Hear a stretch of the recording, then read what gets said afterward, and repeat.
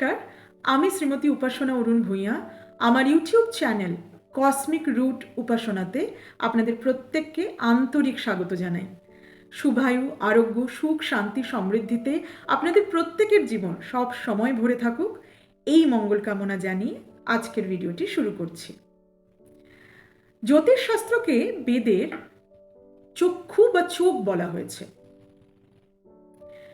বৈদিক যুগে জ্যোতিষশাস্ত্র ছিল বেদের একটি অবিচ্ছেদ্য অঙ্গ। গুরুকুল শিক্ষা ব্যবস্থার একটি অত্যন্ত গুরুত্বপূর্ণ অঙ্গ ছিল জ্যোতিষ।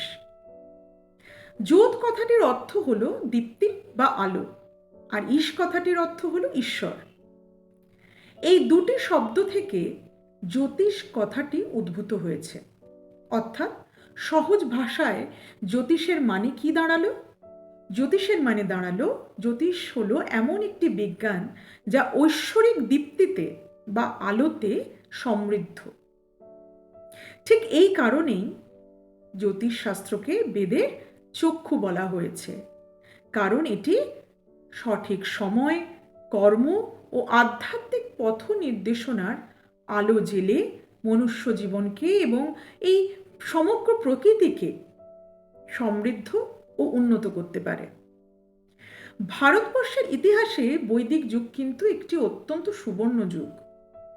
জন্ম মৃত্যুর রহস্য থেকে শুরু করে কর্মফল, পুনর্জন্ম, লোকান্তর, গ্রহ, নক্ষত্র এবং বিভিন্ন গূঢ় ও গভীর আধ্যাত্মিক ও বৈজ্ঞানিক তথ্য কিন্তু আমাদের মহান মুনি ঋষিরা নিজেদের জপ, তপ, তপস্যা এই সমস্ত কিছুর মাধ্যমে আমাদেরকে দিয়ে গেছেন।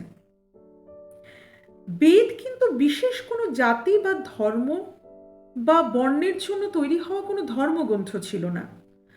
বেদ বাক্য কিন্তু কখনো অসত্য নয়, অর্থাৎ বিশ্ব ব্রহ্মাণ্ডের মধ্যে নিহিত গূঢ় সত্য এবং রহস্য উন্মোচন করার ক্ষেত্রে বেদের ভূমিকা কিন্তু অনস্বীকার্য।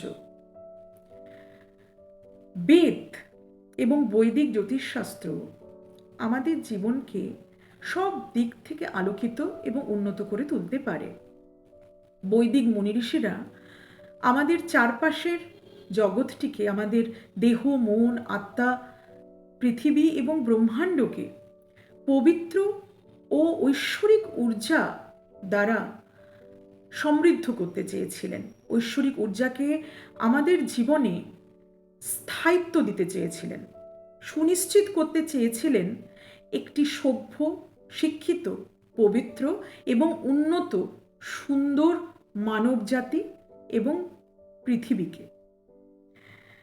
প্রকৃতি এবং মানুষের সম্পর্ক ঠিক মা এবং সন্তানের মতো। আমাদের এই দেহ প্রকৃতি থেকেই এসেছে, অর্থাৎ পঞ্চভূতেই কিন্তু তৈরি হয়েছে আমাদের এই দেহ। আমাদের এই দেহের সম্পর্ক সরাসরিভাবে যুক্ত আছে আমাদের চৈতন্য শক্তির সাথে, অর্থাৎ মাইন্ডের সাথে। আর আমাদের চৈতন্য শক্তি বা মাইন্ড কিন্তু সরাসরি যুক্ত আছে আমাদের আত্মা বা সোলের সাথে।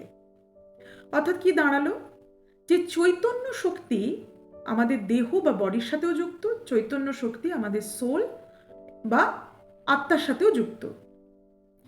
আমাদের এই দেহকে কিন্তু চালায় আত্মা, কিন্তু আত্মা সরাসরিভাবে দেহকে কিন্তু চালায় না, সে চালায় চৈতন্য শক্তির মাধ্যমে।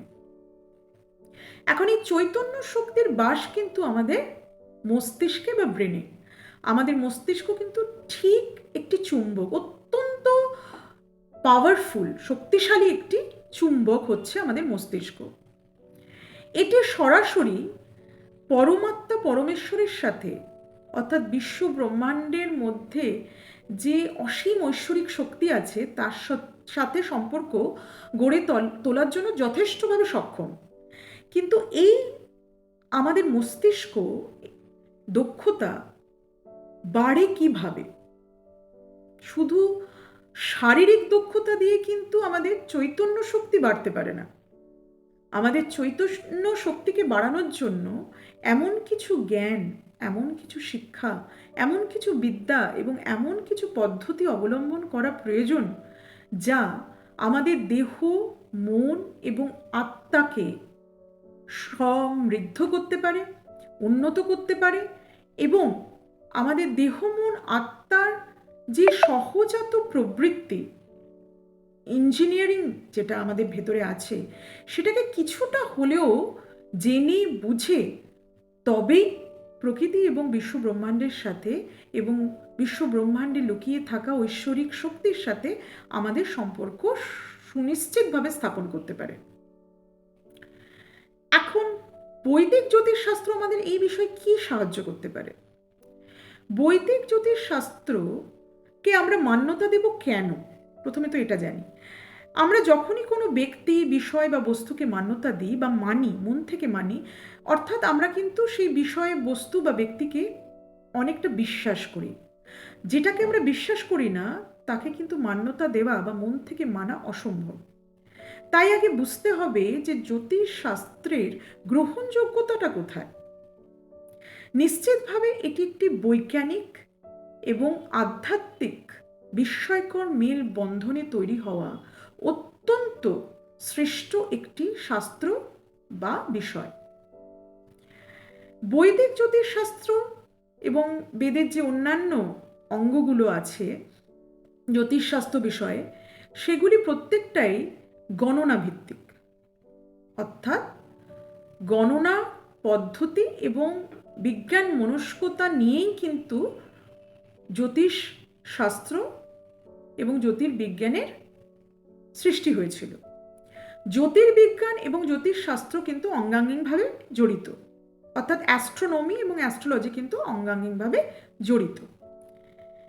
আমাদের জীবনে গ্রহ, নক্ষত্র, তিথি, বার এবং প্রাকৃতিক বিভিন্ন বিষয়বস্তুর অত্যন্ত গভীর সম্পর্ক আছে, যাদের সাথে আমাদের দেহ, মন এবং আত্মার সুশৃঙ্খলা এবং সামঞ্জস্য বজায় রেখে জীবন কাটালে আমরা কিন্তু খুব সহজেই আমাদের জীবনের যে উদ্দেশ্য নিয়ে আমরা জন্মেছি, প্রত্যেকের উদ্দেশ্য আলাদা, প্রত্যেকের কিন্তু যাত্রাপথ আলাদা।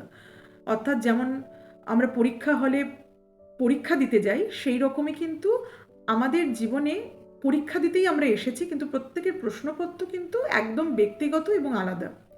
আমাদের জীবনের উদ্দেশ্য আমরা নিজে যেমন নির্ধারণ করেছি পূর্বজন্ম কর্মফলে, সেটাই কিন্তু আমাদের ভাগ্য হয়ে এসেছে। কিভাবে? আমরা কিন্তু সেই গ্রহ গোচরে এবং একটি নির্দিষ্ট সময়ে জন্মগ্রহণ করেছি, যাতে আমাদের গ্রহগুলি, আমাদের নক্ষত্রগুলি এবং আমাদের এই বিশ্ব ব্রহ্মাণ্ডে লুকিয়ে থাকা ঐশ্বরিক শক্তি আমাদের এই জন্মের মূল উদ্দেশ্য প্রাপ্তির ক্ষেত্রে, সফল হওয়ার ক্ষেত্রে আমাদের সাহায্য করতে পারে। এইখানেই কিন্তু জ্যোতিষশাস্ত্রের একটি বড় ভূমিকা আছে এবং এই কারণেই কিন্তু আমরা অত্যন্ত বিজ্ঞানমনস্কভাবে যুক্তি তর্ক দিয়ে বিচার করেই জ্যোতিষ মানব। কসমিক রুট উপাসনাতে কিন্তু আমি এই বিষয়টাতে ভীষণভাবে জোর দিই যে আমরা কিন্তু যুক্তিতর্ক এবং বৈজ্ঞানিকভাবে জ্যোতিষকে বুঝবো, জানবো, শিখবো এবং তার সমাধানও বৈদিক জ্যোতিষশাস্ত্র সহ বিভিন্ন জ্যোতিষ শাস্ত্রের অঙ্গগুলিকে পর্যালোচনা করে আমরা কিন্তু বৈজ্ঞানিকভাবেই সহজ সমাধান খুঁজব, যাতে আমাদের জীবন সর্বাঙ্গ সুন্দর হয়ে ওঠে এবং আরও সফল হয়ে ওঠে, সমৃদ্ধ হয়ে ওঠে। আজকের মতো এইটুকু। আবার নিশ্চিতভাবে দেখা হচ্ছে আমার পরবর্তী ভিডিওতে। রাধে রাধে, নমস্কার।